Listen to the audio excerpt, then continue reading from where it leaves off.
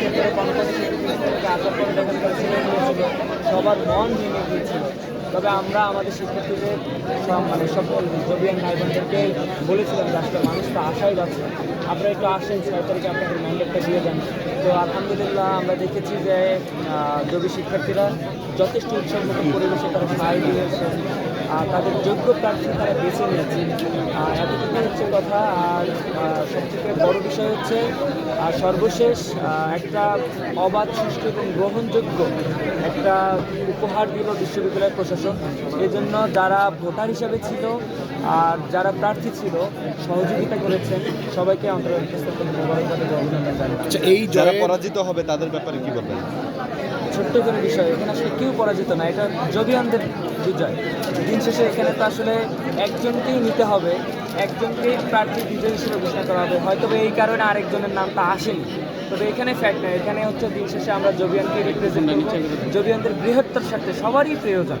আমরা চাইবো যে দলেই বিজয়ী হোক, যেই বিজয়ী হোক, যারা অপোনেন্ট ছিল সবাইকে সাথে নিয়ে আমরা এই জবিয়ানকে মানে আমাদের এই জগন্নাথকে আমরা অনেক দূর নিয়ে যেতে চাই। আমাদের ক্রাইসিস তো অনেক বেশি, ক্রাইসিস মোকাবেলার জন্য এই প্রবলেম সলিউশন করার জন্য সবার সহযোগিতা দরকার। সেই সহযোগিতার জন্য হলো আমার বিশেষ করে হচ্ছে যে আমার অপোনেন্ট যারা ছিল, আমার অপোনেন্ট যে প্যানেলিস্টরা ছিল, এদের মানে এদের হচ্ছে কনসেপ্টগুলো হচ্ছে তুলনামূলক অন্যদের তুলনায় অনেক বেশি ভালো ছিল।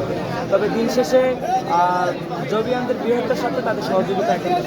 প্রথমত হচ্ছে যে এই জয়ের মধ্য দিয়ে ইসলামী ছাত্র শিবিরের যেই প্যানেল, সেই প্যানেলের দায়িত্ব বেড়ে গেল কিনা, এটা একটা। আরেকটা হচ্ছে যে আপনাদের ফার্স্ট প্রায়োরিটি কী থাকবে? জি, অসংখ্য ধন্যবাদ। আসলে দায়িত্ব তো অবশ্যই বেড়ে গিয়েছে, আর এটা হচ্ছে শিক্ষার্থীদের কাছে এটা আমাদের আমানত। আমরা আমাদের শিক্ষার্থীর সব ভোটারদের কাছে এটা বলার চেষ্টা করেছি যা আমরা যা বলেছি, যা ইশতেহারে দিয়েছি, এটাই আমাদের কমিটমেন্ট।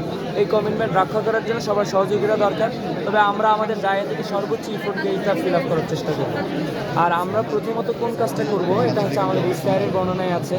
আমরা চটকদার কোনো ইশতেহার দেই নেই, যেটা হচ্ছে যে খুব আকাশচুম্বী, অসম্ভব, অবাস্তব, এক বছরে সম্ভব না এই ধরনের ইশতেহার দেই নেই। আমরা বাস্তবসম্মত ইশতেহার দিয়েছি এবং আমরা এতটুকু আশাবাদী, যদি আমরা প্রপার সহযোগিতা এবং সুষ্ঠু পরিবেশ পাই, তাহলে আমরা নিশ্চিতভাবে বলতে পারি আমরা এর থেকেও অনেক বেশি কাজ আদায় করতে পারবো।